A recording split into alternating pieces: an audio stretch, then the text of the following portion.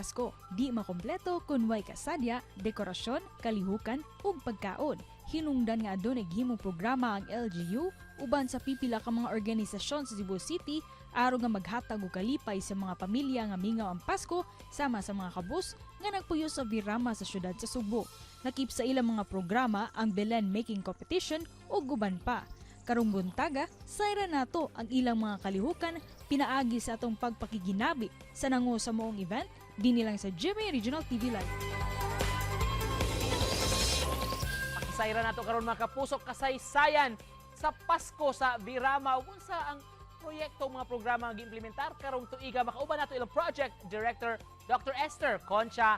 Mayong buntag ug malipayong Pasko, Ma'am Esther. Kumusta ug welcome sa GMA Regional TV Live. Hi Nico, mayong buntag. Mayong buntag usab sa tibuok libuan nga suki sa GMA. Daghang salamat, Doc. Mayong Pasko. Mayong Pasko, Doc. Thank you so much for joining us this morning. Nahimo na yung kabahin sa mga Sugbuanon ang kasaulugan sa Pasko sa Virama. Kumusta man ang atong commemoration karong tuiga, Doc? Actually, every December 1, Nico, launch ta sa Pasko sa Virama. No? So last December 1, it always started with a parade. So you can just imagine for 27 years walay palta ang atong mayor ni join sa parade. Kay kaning Virama, it covers the whole stretch of Virama from San Nicolas proper, Calamba to Guadalupe. Doc, sa katuyuan nato sa pagpahigayon sa Pasko sa Virama, Doc? Actually, kaning Pasko sa Virama, mura ni siya as to our mayor, no? Pasko para sa mga pobre, no? Nga makita sila nga kanang daghang lights, no?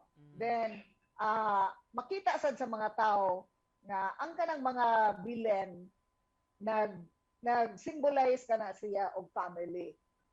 Ug usa gyud sa giatangan, Doc, kining, of course, you were saying Belen contest. Kumusta ang atong mga entries karon tuiga?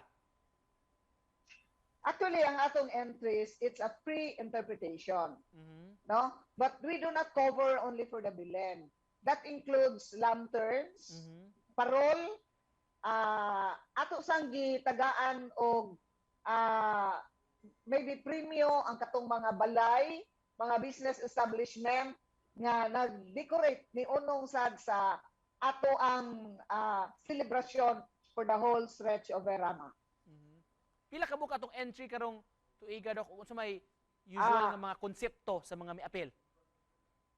Sa Bilen, we have mga 21 entries. No? So again, it's a free interpretation.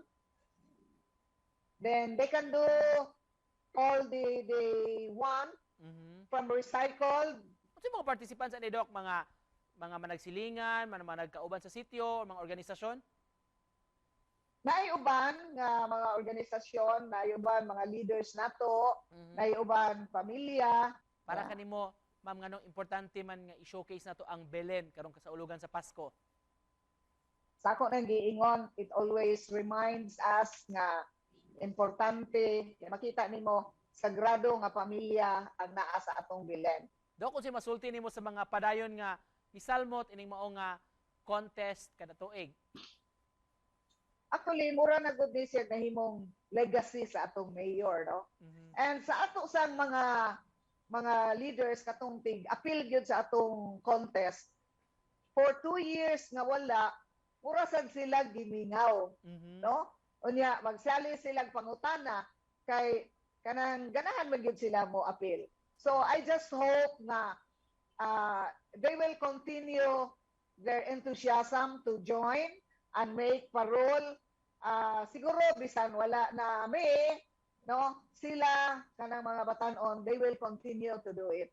Doc, just to close this, say Christmas message ninyo sa atong mga kapuso karong buntaga. Okay, despite all odds, let's have Merry Christmas.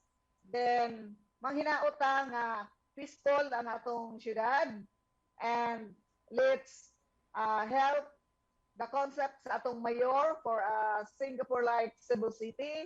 Ato siyang tabangan tungod kay para manin atong tanan Suguanon.